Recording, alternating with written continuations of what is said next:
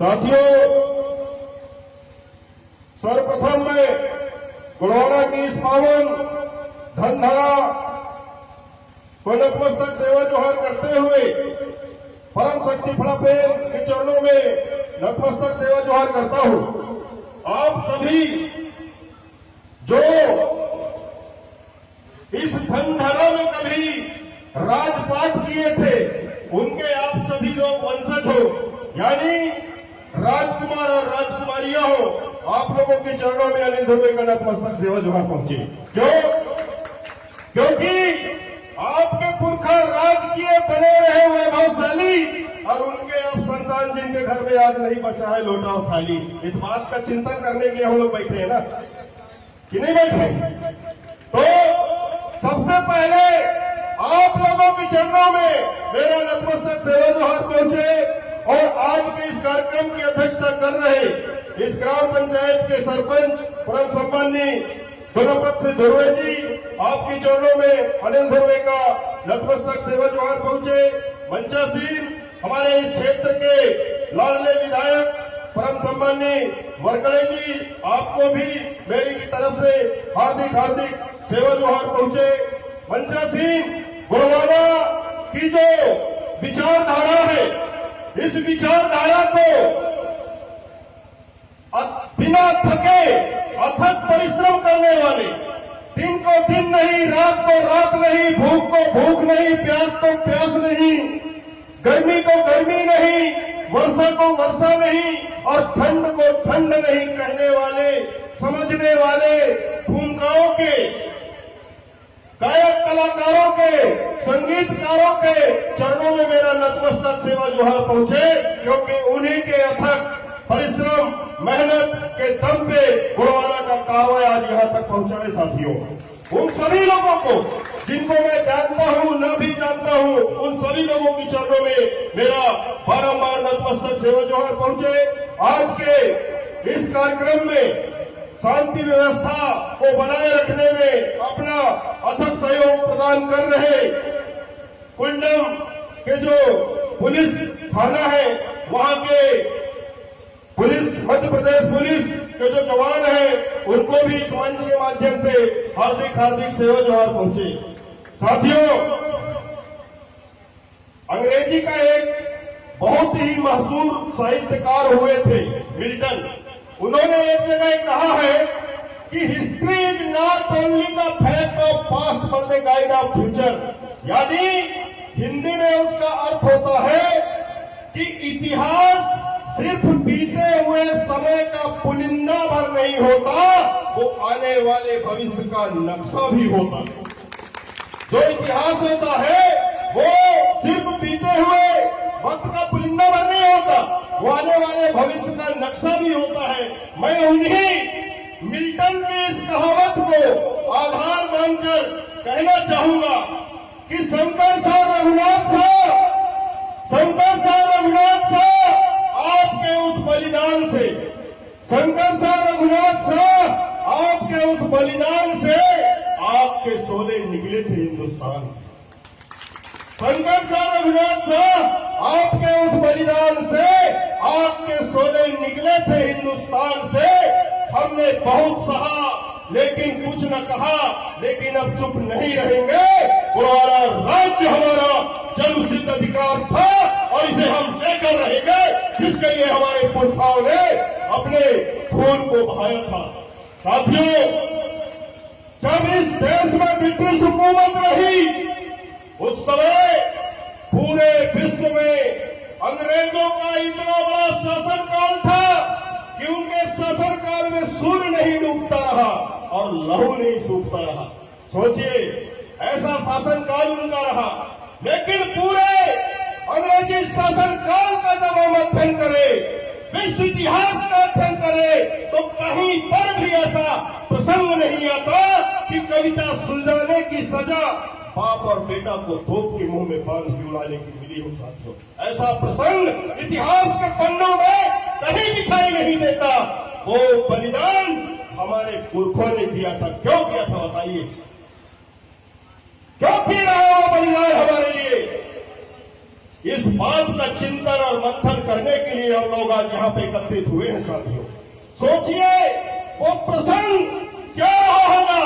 एक 70 साल का बूढ़ा, शंकर साहब की उम्र, महाराजा शंकर साहब की उम्र उस समय 70 वर्ष रही। 70 वर्ष के उम्र में उनने कैसे अंग्रेजी सरकार को ललकारा था साथियों। इस बात का चिंतन हमको आज यहाँ पे बैठ के करना पड़ेगा। सोचिए 70 साल की उम्र में विश्व के सबसे बड़े जो शासक करता रहे, उनके नजर से नजर मिला करके अपने गुणवाना के आन बान शान और मान सम्मान स्वाभिमान को महाराजा शंकर साहब को और रघुनाथ साहब ने झुकने नहीं दिया। तो आज हमको इस बात का भी चिंतन करना होगा कि 1857 को जब शंकर साहब रघुनाथ साहब को तोप के मुंह में बांध के उड़ा दिया गया, उनकी लाश के चीथड़े उड़ गए।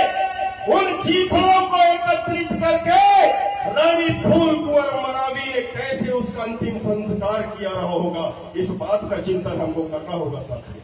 सोचिए एक 65 वर्ष की महिला अपने पति और अपने नौजवान बेटे के 100 के टुकड़ों को एकत्रित करके अंतिम संस्कार करती है और अंग्रेजों के खिलाफ फिर तलवार लेकर मैदान में आ जाती है। ऐसी वीरांगना महारानी फूल कुंवर मरावी की जय हो और गुणवाना की सदा विजय हो। हमने देखा 2001 में जब गुणवाना राज संकल्प यात्रा का शुभारंभ मंडला में राजराजेश्वरी के बैंक थाना से जब चालू हम लोगों ने गुणवाना गणतंत्र पार्टी युवा मोर्चा के माध्यम से किया और जब हम मंडला को संभालने का काम किए, तब समझ में आया कि महारानी फूल कुंवर मरावी अपने पति और अपने बच्चे के जो 100 के टुकड़े रहे उन्हें एकत्रित करके अंतिम संस्कार करती है और अंग्रेजों के खिलाफ में लड़ती है। और 20 मार्च 1858 को वो भी वीर गति में शहीद हो जाती है। आपके मंडला के खारी नामक गांव पे, वहां पे फूल सागर नामक एक गांव आज भी बसा हुआ है। हमने उस यात्रा के दौरान वहां पे रानी फूल कुंवर मरावी के नाम से जब एक बोर्ड गड़ाए, हम लोगों ने जब वहां पे एक बोर्ड गड़ाया, तो संयोग की बात है कि कुछ दिन बाद हमारे प्रदेश के तत्कालीन मुख्यमंत्री परम सम्मान्य शिवराज सिंह चौहान जी मंडला में आते हैं और वहां के पॉलिटेक्निक कॉलेज का नाम रानी फूल कुंवर मरावी पॉलिटेक्निक कॉलेज रखते हैं। 20 मार्च को ही आपके अवंतीबाई लोधी का भी बलिदान होता है साथियों। लोधी समाज के लोग जागरूक रहे, उन्होंने अवंतीबाई का प्रतिमा जगह जगह पर बनवा दिया और हम लोग एक रानी फूल कुंवर मरावी का प्रतिमा नहीं बनवा पाए। सोचिए हमारे समाज की चिंतन करने की क्षमता कितनी है। गलत बोल रहा हूं बताइए, सही बोल रहा हूं कि गलत बोल रहा हूं? अरे गढ़ा मंडला और गढ़पुरवा का राजा जब मारा जाता है तो उसकी महारानी फूल कुंवर मरावी उस आंदोलन की आग को बुझने नहीं देती और जो लड़ाई का नेतृत्व अपने हाथ में लेती है और खुल के अंग्रेजों के खिलाफ में लड़ती है। हमारे समाज की जो मात्र शक्तियां रही साथियों, ये जौहर करने वाली नहीं रही कि पति अगर मर गया तो मैं आग में चल के मर जाऊं करके। चाहे वो रानी दुर्गावती का इतिहास पढ़ो, चाहे रानी फूल कुंवर मरावी का इतिहास पढ़ो, रानी हिमवती का इतिहास पढ़ो, चाहे रानी आपके हिरैय्यत्राम का इतिहास पढ़ो।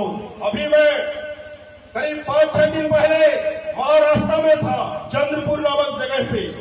बताइए चंद्रपुर शहर जिसको आदिया बल्लार साहब ने बसाया था, आपके गढ़ा मंडला में तो खाली 52 गढ़ है। चांदागढ़ के अंतर्गत 64 गढ़ रहे साथियों। सबसे बड़ा राज्य अगर किसी का रहा है तो वो चांदा का गढ़ रहा। चांदागढ़, मंडलागढ़, खेरलागढ़ और देवगढ़, ये 4 प्रसिद्ध गौड़ राज घराना थे। वो जो आपका चंद्रपुर है, उस चंद्रपुर को बसाने वाला राजा आदिया बल्लार साहब, रानी हिरैय्यत्राम युद्ध के मैदान में उसका पति जब मारा जाता है तो रानी हिरैयतराम आती है, अपने पति का अंतिम संस्कार करती है और पुनः तलवार लेकर युद्ध के मैदान में चले जाती है और दुश्मन का गर्दन काट के कली कंकालिन के मंदिर पे लटकाती है। साथियों, वो हिरैयतराम जिसकी नगरी चंद्रपुर 16 वर्ष की उम्र में 13 युद्ध उन्होंने लड़ा, रानी हिरैयतराम ने। अभी हमारे भाई जगदीश कुंजाम जी हिरैयतराम जी के बारे में बता रहे थे तो मेरे को याद आया कि लगा कि नहीं आप लोगों को भी रानी हिरैयतराम के बारे में बताना चाहिए करके। 16 वर्ष की उम्र में 13 युद्ध लड़ती है वो और 13 युद्ध को जीतती है। लेकिन पूरे चंद्रपुर, जो आज चंद्रपुर शहर है, वो 50% शहर किला के अंदर बसा हुआ है, लेकिन राजा महाराजाओं की एक भी प्रतिमा नहीं वहां पे। ये कितने दुर्भाग्य की बात है कि नहीं है। आंध्रा से लोग जीने खाने के लिए आए थे, कहा चंद्रपुर में जो जीने खाने के लिए आए, उन लोगों ने जिन्हें अपना जमीन देकर बसाया, आज वहां वो चुनाव जीत के विधायक मंत्री बन गए। वो लोग अपने माताजी के नाम पे जब वहां पे स्मारक बनाने का काम किया तो समाज के जागरूक लोगों ने उसका विरोध किया, तब जाकर आज वहां पे रानी हिरैयतराम जी का एक भव्य स्मारक और आपके आलिया बल्लार शाह का वहां पे भव्य स्मारक बनने वाला है। साथियों, मैं पुनः आपको लिए चलता हूं सन 1857 की क्रांति में।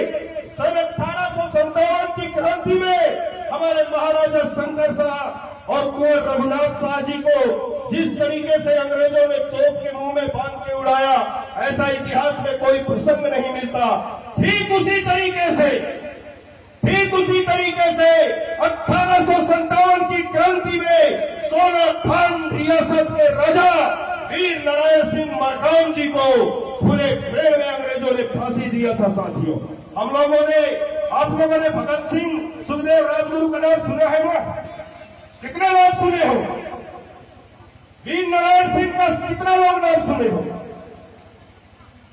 सरदार भगत सिंह, सुखदेव और राजगुरु को बंद कमरे में फांसी दिया गया था। साथियों, वीर नारायण सिंह, सोना खान को 10 दिसंबर 1857 को खुले आम पीपल के पेड़ में फांसी दिया गया था।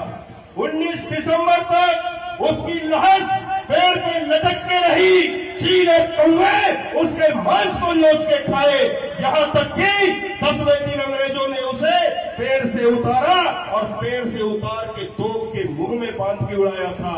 जो वीर नारायण सिंह मरकाम के साथ में अंग्रेजों ने किया इस देश के अंदर, साथियों, वैसा किसी के साथ नहीं हुआ है।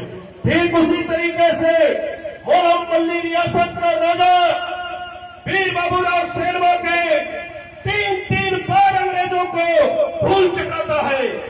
वो गोंडवाना का बेटा वीर बाबूराव सेनवा के जो 3 बार अंग्रेजों को नाके चलो चबोता है, लेकिन अपनी बुआ के गद्दारी के चलते वो अंग्रेजों के पकड़ में आ जाता है। अंग्रेज लोग उसे फांसी पे लटकाते हैं, लेकिन वीर बाबूराव सेनवा के ताड़ोबा नामक जड़ी खा लिया था। इस फांसी का फंदा जो है वो टूट जा रहा था, लेकिन वो मरता नहीं था। तो अंत में जाकर अंग्रेजों ने वीर बाबूराव सेनवा के को खौलते हुए चूने के भट्टी पे डाल के मारा था। साथियों, मैं खाली 1857 की क्रांति की बात कर रहा हूँ। एक आपका गढ़ा मल्ला था जहाँ शंकर शाह रघुनाथ शाह को तोप के मुंह में बांध के उड़ाया गया।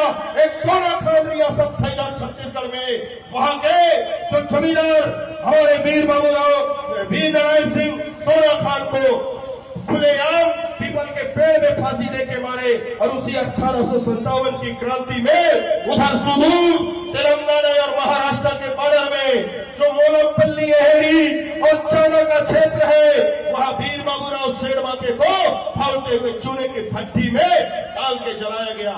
ऐसे हमारे पुरखा लोगों ने इस देश की आजादी के लिए लड़ाई लड़ा था।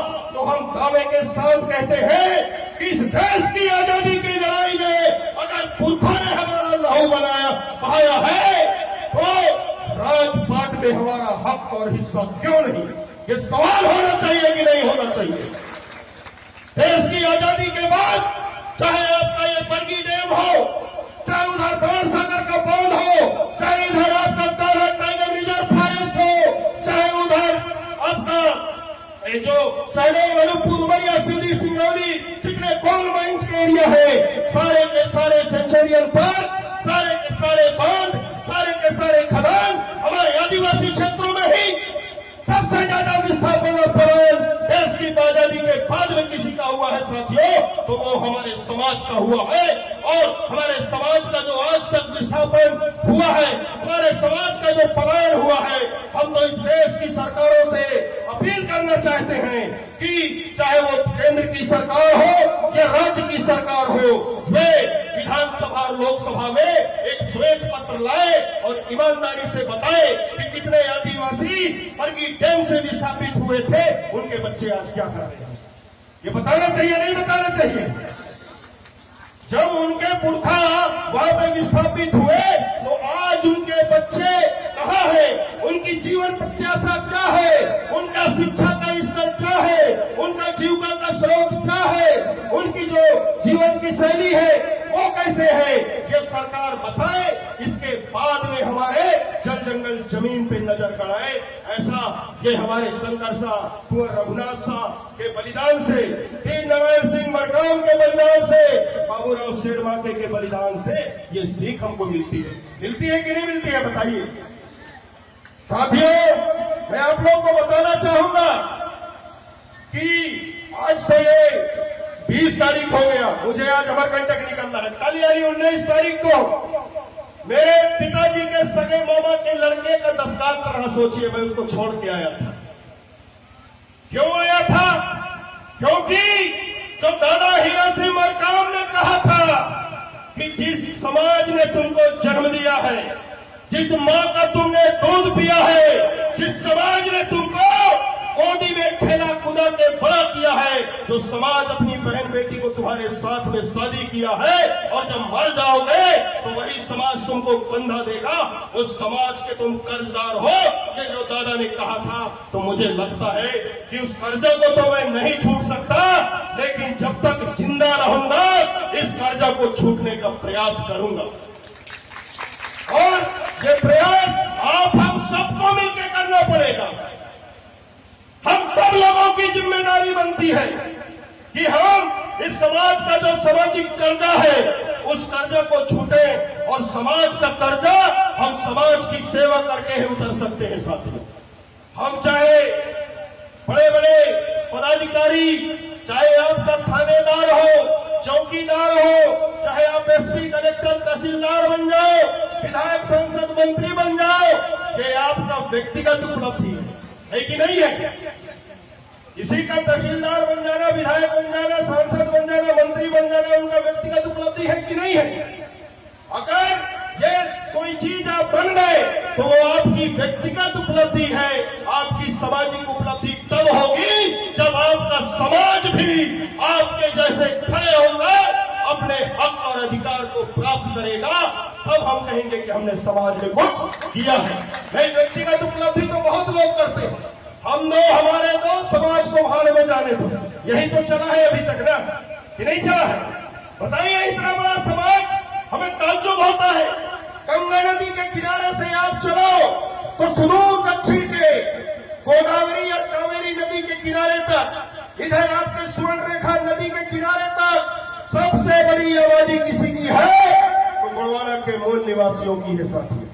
सबसे बड़ी आबादी गोलवाना के मूल निवासियों की आबादी। इतिहास को देखें तो गोलवाना का इतिहास ऐश्वर्यशाली इतिहास, 750 वर्षों तक राज करने का इतिहास, सोने के सिक्के चलाने का इतिहास, जिनके राज में चोर उचक्के नहीं हुआ करते थे। ऐसा गौरवशाली, वैभवशाली, ऐश्वर्यशाली इतिहास किसका? गोलवाना का। लेकिन वर्तमान देखो तो क्या है? क्या है वर्तमान? जो समाज धान को पैदा करने वाला समाज आज जो 5 किलो राशन की लाइन में लगा है, ये है हकीकत साथियों आज हमारा, है कि नहीं है साथियों? दादा मरकाम का जो ये आंदोलन है, यह आंदोलन स्वाभिमान को जगाने का यह आंदोलन है, जिसका स्वाभिमान जग गया, जो समाज अपने पुरखों के इतिहास को पढ़ लिया, जिस समाज वो उनके पुरखों के स्वाभिमान, उनके पुरखों के शौर्य से, साहस से, संघर्ष से और उनके बलिदान से जिस समाज को ऊर्जा मिलती है वो समाज स्वाभिमानी होता है। और स्वाभिमानी समाज अपने हक और अधिकार को किसी के छाती पे चढ़कर लेने की क्षमता रखता है साथियों, वो भीख नहीं मांगता। इसलिए दादा वरकार ने कहा था, अधिकार हमारे जीने के, अधिकार हमारे जीने के, अधिकार हमारे जीने के। दादा नसीम मकाम का कहना था, शेर जैसे रहना है। दादा मकाम का कहना है, दादा मकाम का कहना है। अरे हमारे पुरखा बताइए, जंगल में 4 पैर वाले शेर को खदेड़ के मारते रहे कि नहीं मारते? मारते रहे नहीं मारते? आज इतना डरपोक हमारा समाज क्यों हो गया है? मेरे को यही बात समझ में नहीं आ रहा। अरे जो समाज जंगल के अंदर जंगल के राजा को खदेड़ के लाठी से मारता रहा, उसका डीएनए इतना कमजोर कैसे हो गया? इस बात का चिंतन करना पड़ेगा साथियों। जो ये गोलवारा आंदोलन है, जो आपके शरीर में, जो आपके पुरखों का बीज है, जिस बीज में वीरता का भाव है, उस वीरता के भाव को जगाने के लिए ये गोलवारा आंदोलन चल रहा है साथियों। और आप लोग अगर अपने धर्म सत्ता को, अपने धर्म सत्ता को पकड़ लिए, जकड़ लिए, तो अर्थ सत्ता आपकी गुलामी करेगी। और जब धर्म सत्ता, अर्थ सत्ता आपके मुट्ठी में रहेगा, तो राजनीतिक सत्ता आपके चरणों की दासी रहेगी साथियों। ये मैं दावे के साथ कहता हूं। आज आप लोगों के अंदर ये गोलवारा आंदोलन के चलते जो जन जागृति आई, उसी का नतीजा है कि आज मध्य प्रदेश का मुख्यमंत्री, छत्तीसगढ़ का मुख्यमंत्री, उड़ीसा का मुख्यमंत्री, झारखंड का मुख्यमंत्री, तेलंगाना का मुख्यमंत्री और महाराष्ट्र का मुख्यमंत्री 18 सितंबर 2025 को शंकर शाह रघुनाथ शाह के बलिदान दिवस के अवसर पर श्रद्धांजलि अर्पित कर रहे हैं। ये आपकी जागरूकता का नतीजा है। जो समाज नालायक होता है, जो व्यक्ति नालायक होता है, बताइए नालायक व्यक्ति के बाप को कभी मान सम्मान मिलता है? अगर किसी का बेटा नालायक हो तो उसके बाप को क्या मान सम्मान मिलेगा? ठीक उसी तरीके से जो समाज नालायक होता है, उसके पुरखों को मान सम्मान नहीं मिलता। आज जो जागरूकता इस गोलवारा के अंदर आई है, आपके बीच में चाहे कोई भी व्यक्ति आए, आज के डेट में पीला गमछा लेके आता है, जय सेवा जय बड़ादेव बोलता है कि नहीं बोलता है? मोदी जी जैसे लोग मंडला में आते हैं तो जय सेवा सेवा जोहार बोलते हैं। वेंकैया नायडू जी जैसे राष्ट्रपति, उपराष्ट्रपति महोदय आए, कोई भी व्यक्ति आएगा पहले सेवा जोहार करेगा। वो क्यों? क्योंकि आप लोग कहीं न कहीं जागरूक हुए हो। इस जागरूकता के कारवां को पकड़ के रखिए। एक दिन ये राज सत्ता भी आपके हाथ में रहेगी साथियों। ये मैं दावे के साथ कहता हूं। बस संगठन को बनाए रखिए। और उदाहरण अगर लेना हो तो मैं बहुत पुराना उदाहरण आप लोग को बताना चाहूंगा। अभी मध्य प्रदेश के ओमकारेश्वर में मध्य प्रदेश सरकार किसका स्टैच्यू बनवा रहा है, जानकारी है आप लोगों का? आदि गुरु शंकराचार्य की स्टैच्यू वो लोग बनवा रहे हैं। आदि गुरु शंकराचार्य के बारे में एक बात बताऊं, बहुत ही रोचक चीज है। और जो गोलवारा आंदोलन से जुड़े हुए मेरे युवा साथी हैं, गोलवारा आंदोलन में वर्षों से काम करने वाले मेरे से जो बुजुर्ग लोग हैं, उन लोगों को मैं ये प्रसंग को बताना बहुत ही जरूरी समझता हूं साथियों। क्यों? क्योंकि हमको सीखना चाहिए दूसरे लोगों से। आदि गुरु शंकराचार्य जब संन्यास ग्रहण करके भारत भ्रमण के लिए निकलता है तो अपनी मां को वो वचन दिया था कि आपके अंतिम संस्कार में मैं जरूर आऊंगा। जब आदि गुरु शंकराचार्य कि मां की मृत्यु होती है और आदि गुरु शंकराचार्य जब अपने घर में जाता है तो ब्राह्मण लोगों ने उसे अपने ब्राह्मण धर्म से अलग कर दिया था। ये जानकारी क्या आप लोग को है जानकारी? ब्राह्मण लोगों ने उसे अपने ब्राह्मण धर्म से अलग कर दिया था, यहां तक कि उसकी मां के लाश को तक किसी ब्राह्मण ने छूने से इनकार कर दिया था। उस समय आदि गुरु शंकराचार्य ने तलवार से अपनी मां के 3 टुकड़े करके उसका अंतिम संस्कार किया। इतना होने के बावजूद भी आदि गुरु शंकराचार्य ने ब्राह्मण धर्म के खिलाफ में एक भी शब्द नहीं बोला, एक भी शब्द वो ब्राह्मण धर्म के खिलाफ में नहीं बोला और पूरे भारत को घूमकर चारों दिशाओं में 4 मठों की स्थापना शंकराचार्य ने किया। जिन ब्राह्मणों ने उसके समाज से बाहर कर दिया, उसकी मां के 100 को छूने से इनकार कर दिया, उसे ब्राह्मण धर्म से निकाल दिया, लेकिन आदि गुरु शंकराचार्य ने ब्राह्मण धर्म के खिलाफ में एक भी शब्द नहीं बोला। इसीलिए आज जो केरला है वहां मलयालमी जो ब्राह्मण है जिन्हें नंदूरी पाद ब्राह्मण बोलते हैं, वो आज भी आदि गुरु शंकराचार्य की याद में किसी व्यक्ति की मृत्यु होती है उसके शरीर में 3 निशान लगाकर उसका अंतिम संस्कार करते हैं। बताइए उसके समाज के लोगों ने उसके साथ क्या किया, लेकिन वो समाज के खिलाफ में नहीं बोला। और हमारे लोगों के बीच में तो भाई भाई के बीच में थोड़ा 1-2 इंच जमीन की बात आती है तो तलवार और फिर डंडा गड़ा फांसा निकल जाता है कि नहीं निकल जाता है? संगठन में काम करते हैं तो 4 बातें नीचे ऊपर हो जाती है तो लोग संगठन को छोड़ देते हैं और संगठन को गाली देना चालू कर देते हैं। गलत बोल रहा हूं? बताइए कितना अच्छा प्रसंग है उसका।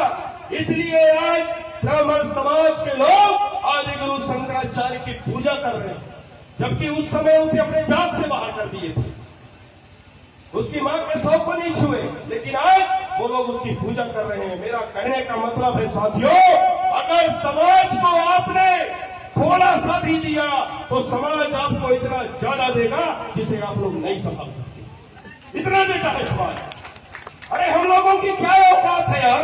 मैं भी एक साधारण किसान का लड़का हूं, कोई बड़े घर का नहीं हूं, साधारण किसान का लड़का हूं मैं, लेकिन ये गोंडवाना आंदोलन की जो विचारधारा हमारे अंदर आई और आप लोगों का सहयोग मिला तो आज हम लोग नेता बन गए।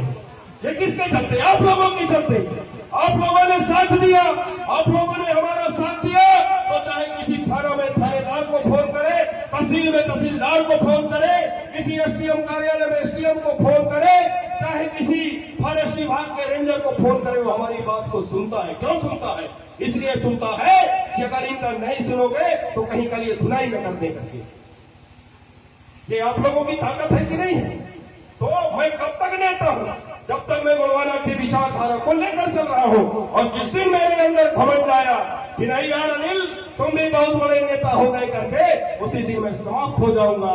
इसलिए मैं इस मंच के माध्यम से मेरे जो नौजवान साथी हैं, इन साथियों को संदेश देना चाहूंगा कि साथियों, हमारा समाज बहुत बड़ा है, कई विचारधारा के लोग हैं, अलग अलग बोली भाषा। यही मध्य प्रदेश जो है, मध्य प्रदेश में आपका महाकौशल का क्षेत्र है, यहाँ की बोली भाषा अलग है। जहाँ का मैं रहने वाला हूँ विंध्य क्षेत्र, उधर की बोली भाषा अलग है। हर जिला हर ब्लॉक की बोली भाषा अलग है। ठीक उसी तरीके से हर प्रदेश की बोली भाषा अलग है। हमको अगर कोई एक सूत्र में जोड़ता है तो वो है हमारी संस्कृति, वो है हमारा धर्म और वो है हमारी भाषा।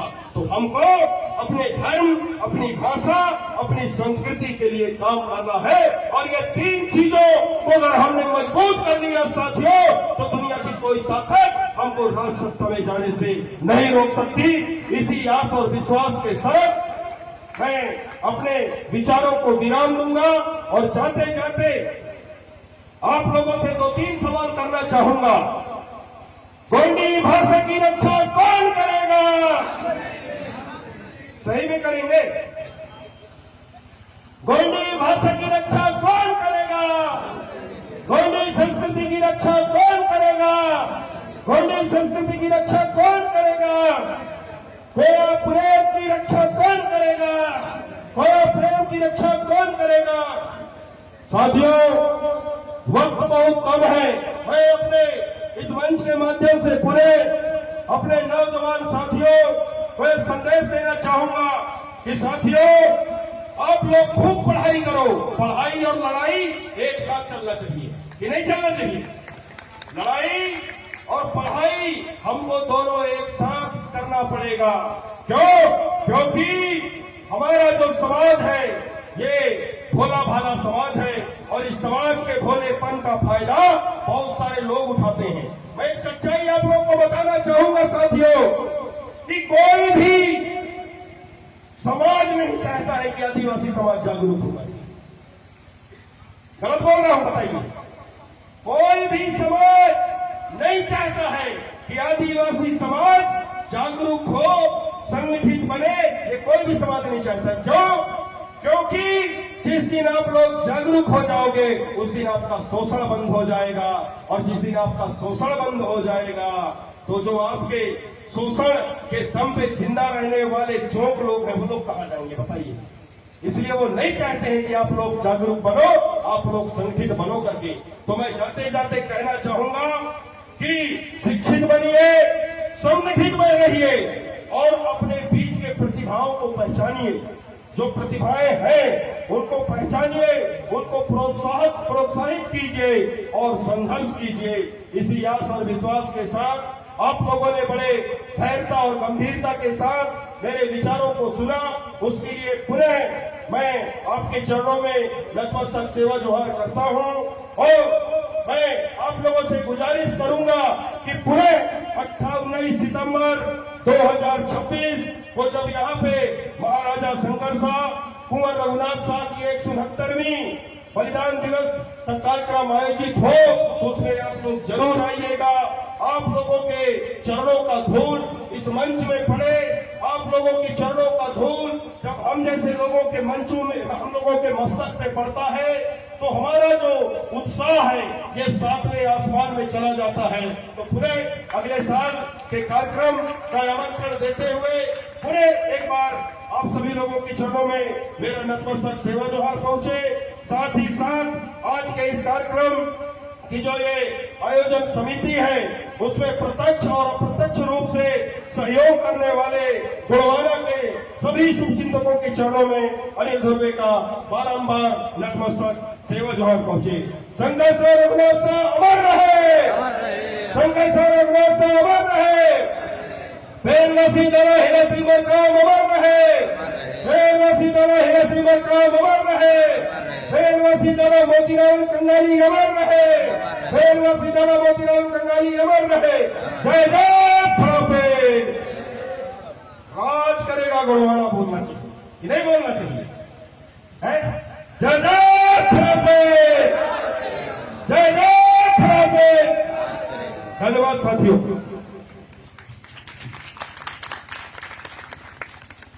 बहुत बहुत